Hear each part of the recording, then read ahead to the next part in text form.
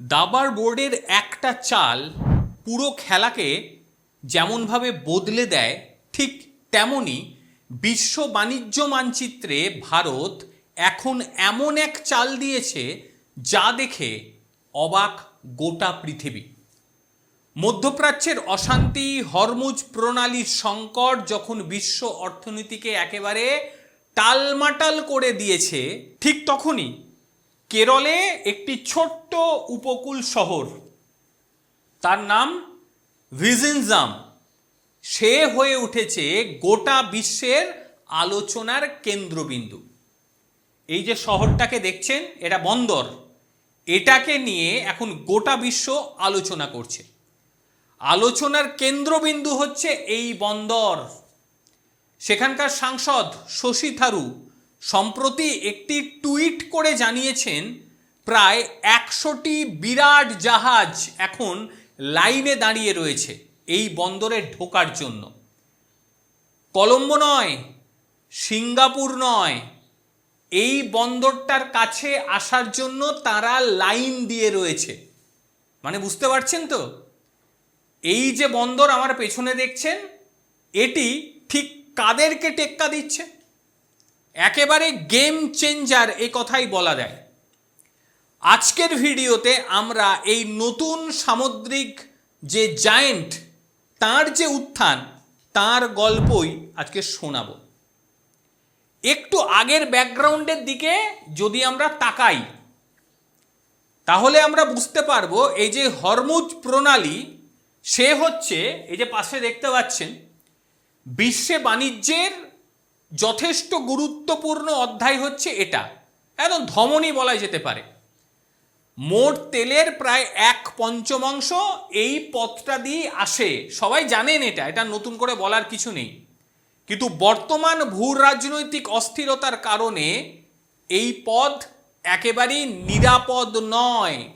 Shipping কোম্পানিগুলো এখন বিকল্প খুঁজছে এবং তারা চাইছে যাতে নিরাপদে নোঙর করা যায় এই রকম নির্ভরযোগ্য ঠিকানা।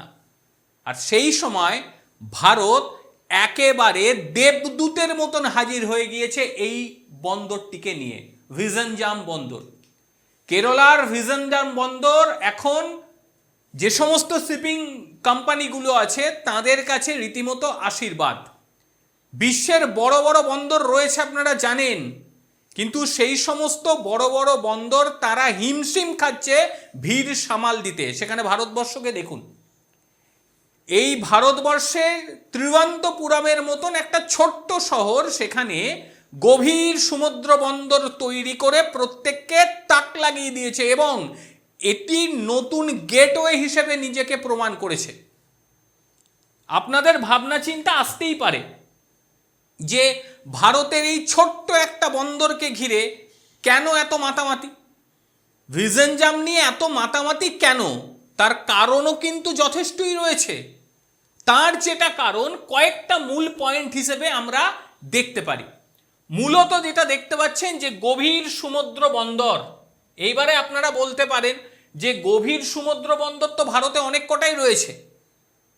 আমাদের পশ্চিমবঙ্গেও ঘোষণা হয়েছিল, সেটা হয়েছে কি আমার জানা নেই, জানাবেন তো। এটি ভারতের প্রথম গভীর সমুদ্রের ট্রান্সশিপমেন্ট হতে চলেছে এই বন্দর, এবং একই সঙ্গে এর জলের গভীরতা এতটাই বেশি যে বিশ্বের সব থেকে বড় বড় যে মাদারশিপগুলো রয়েছে, বড় বড় জাহাজগুলি রয়েছে, তারা সরাসরি এসে লাইন দিয়ে দাঁড়াতে পারবে, যেটা ভারতবর্ষের আর কোনো বন্দরের কাছে নেই।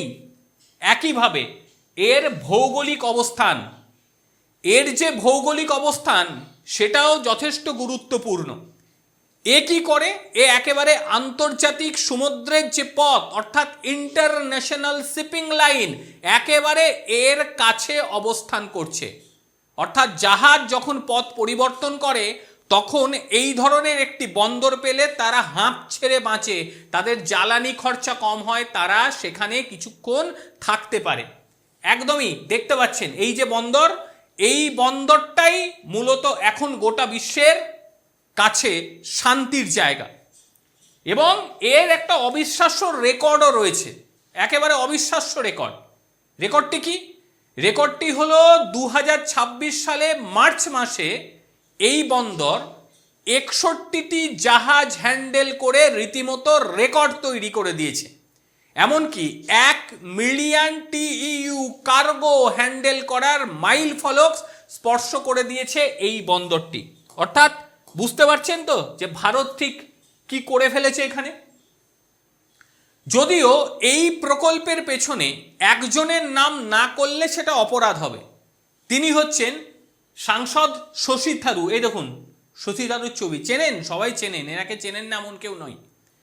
তিনি তার স্মৃতিচারণে বলেছেন যে এই প্রজেক্টটি যখন শুরু হয়েছিল তখন অনেকেই এর কার্যকারিতা নিয়ে সন্দেহ প্রকাশ করেছিলেন, অনেকে বলেছিলেন আকাশ কুসুম নাকি কল্পনা। কিন্তু আজ দেখুন শশী থারুর গর্বের সঙ্গে বলছেন যে তার নির্বাচনী এলাকায় এই বন্দর আজ ভারতের হয়ে বিশ্বকে জবাব দিচ্ছে। বাস্তবিক এখন বিশ্ব তারা তো হতবাক হয়েই রয়েছে, তার সঙ্গে সব থেকে বড় আশ্রয় যারা নিরাপদে এখানে এসে নোঙর করতে পারে।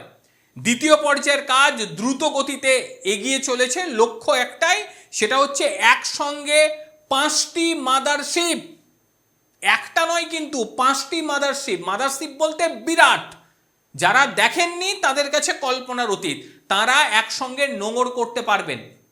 তার মানেটা কি হলো? তার মানে আপনি সিঙ্গাপুর বলুন বা আপনি কলম্বো বলুন, এই সমস্ত বন্দরগুলোর মাথায় হাত পড়ে গিয়েছে। এই সমস্ত বন্দরগুলো আর কিন্তু মানুষ যাবে না, যাওয়ার প্রয়োজন নেই, তো ভালো কিছু পেয়ে যাচ্ছে। ভিজেনজাম কেবল একটি বন্দর নয়, এটি ভারতের অর্থনৈতিক স্বাধীনতার প্রতীক। এতদিন আমাদের দেশে যে সমস্ত কার্গোগুলো ছিল তারা মূলত কোথায় কোথায় থাকতো জানেন? তারা মূলত যে জায়গাগুলোকে বেছে নিত নোঙর করার জন্য নিত, সেটা হচ্ছে প্রথমত সিঙ্গাপুরে তারা যেত, আর একটা হচ্ছে কলম্বো, এই জায়গাটা কলম্বো হবে, এই যে শ্রীলঙ্কা, মূলত এই জায়গাগুলোতে তারা আশ্রয় নেওয়ার জন্য যেত, ঘুরপথ হয়ে আসতে হতো। এতে কি হতো? প্রচুর পরিমাণে বৈদেশিক মুদ্রা আমাদের খরচ হয়ে যেত। এবং এবার যেটা হলো, ভারত সরাসরি তারা এখানে পৌঁছে গেল, আমাদের নতুন বন্দর। এখানে পৌঁছানোর ফলে যেটা হলো, ভারতের খরচ কমে গেল, একই সঙ্গে দেশের টাকা দেশে থাকলো, লক্ষ লক্ষ মানুষের কর্মসংস্থান এতে হচ্ছে। এই জায়গাটাকে কেন্দ্র করে একটা বিরাট হাব তৈরি হয়েছে, প্রচুর মানুষ এখানে কাজকর্ম করে খায়। এবং দক্ষিণ ভারতের পুরো মানচিত্রটা রীতিমতো বদলে গিয়েছে শুধুমাত্র এটার কারণে। অর্থাৎ বুঝতে পারছেন তো যে কতটা অগ্রগতি হয়ে গিয়েছে। এটাই হয় যখন সুপরিকল্পনা যদি থাকে মানুষের, তখন ভারতবর্ষ অনেক কিছু দিকে এগিয়ে যেতে পারে। যখন সংকট আসে না, মনে রাখবেন সেই সংকটকেও যখন সুযোগে কেউ পরিবর্তন করতে পারে, সে ইতিহাস করে নেয়।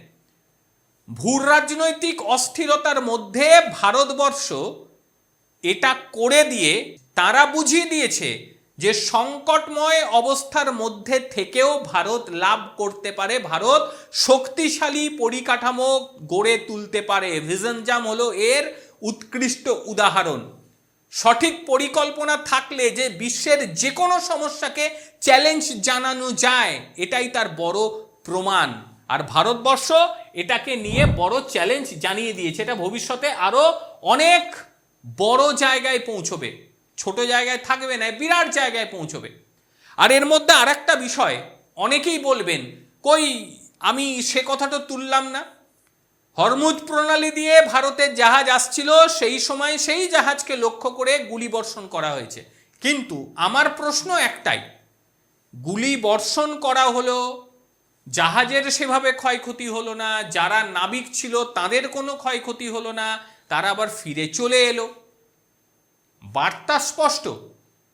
আমেরিকা এতদিন ভারতের ওপরে দোষারোপ করছিল যে ভারত সুবিধে নিচ্ছে ইরানের কাছ থেকে। এবার তো আমেরিকার আর বলার ভাষা রইল না যে ভাই তোমরা সুবিধে নিচ্ছ, আমরা যদি সুবিধে নিই তাহলে গুলি বর্ষণটা কেন হলো। ভেতরে ঢুকে চিন্তা করবেন। এত গভীরে গিয়ে এই সমস্ত বিষয়ের ভিডিও বানানো আমার মনে হয় না আমার দর্শকদের বোঝানো উচিত। কি কারণে বিষয়টি হয়েছে, কার চোখটা দেখানোর জন্য হয়েছে, কাদের চোখ ঘোরানোর জন্য হয়েছে, সব কিছু বিচার বুদ্ধি আপনাদের রয়েছে। যাই হোক, এবার এই ভিডিওর প্রসঙ্গেই আসি। আজকের যে প্রতিবেদন আমি করলাম কীরকম লাগলো আপনাদের অবশ্যই বলবেন। এবং একই সঙ্গে ভিশন জাম্প যেভাবে সিঙ্গাপুরকে টেক্কা দিচ্ছে, যেভাবে কলম্বোকে টেক্কা দিচ্ছে বলতে টেক্কা দিয়ে দিয়েছে, তাতে ভারতের অর্থনীতির ক্ষেত্রে কিন্তু একটা বড় মাইল ফলক হতে চলেছে। একই সঙ্গে আপনারা বলবেন এই যে বন্দর, এই বন্দর আগামীতে ঠিক কোন জায়গায় যেতে পারে। আপনারা অবশ্যই আপনাদের মতামত জানাবেন। প্রত্যেকে ভালো থাকবেন, সুস্থ থাকবেন। আর যদি এই ভিডিওটি আপনাদের ভালো লেগে থাকে, যদি ইনফরমেটিভ মনে হয়ে থাকে, তাহলে অবশ্যই লাইক করবেন, শেয়ার করবেন, সাবস্ক্রাইব করবেন। ভালো থাকবেন প্রত্যেকে। নমস্কার।